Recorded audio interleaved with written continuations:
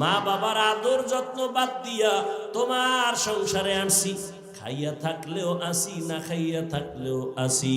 ও স্বামী, আমার জীবনের একটা চাহিদা, তুমি নামাজ পড়ো, চেষ্টা করো।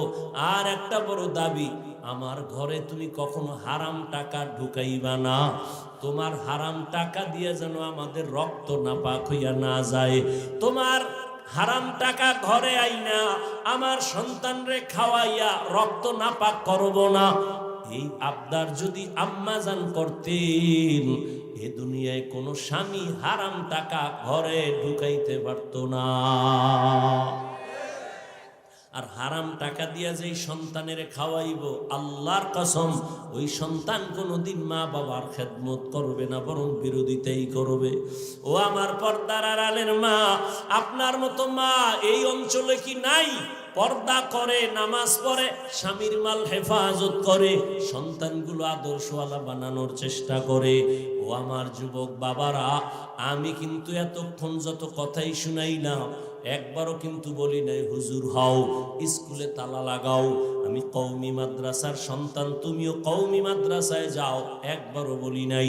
আমি তাবলিগের লাইনের সন্তান, তাবলিগে না গেলে তুমি জাহান্নামে যাইবা বলি নাই। আমি পীরের মুরিদ, তুমি পীরের কাছে না গেলে জাহান্নামে যাইবা বলি নাই।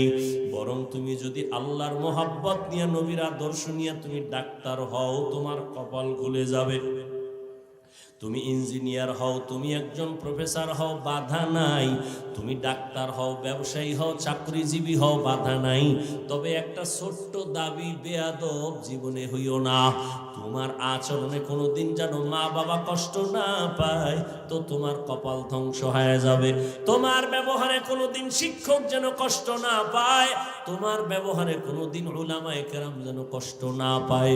কারণ মা বাবার বরদোয়া যদি লেগে যায়, মরার আগে পঙ্গু হয়ে মরবি। যদি শিক্ষকের বরদোয়া তোর কপালে লাগে রে ছাত্র, মরার আগে তোর বিদ্যার জগৎ থেকে তুই বিলীন হয়ে যাবি।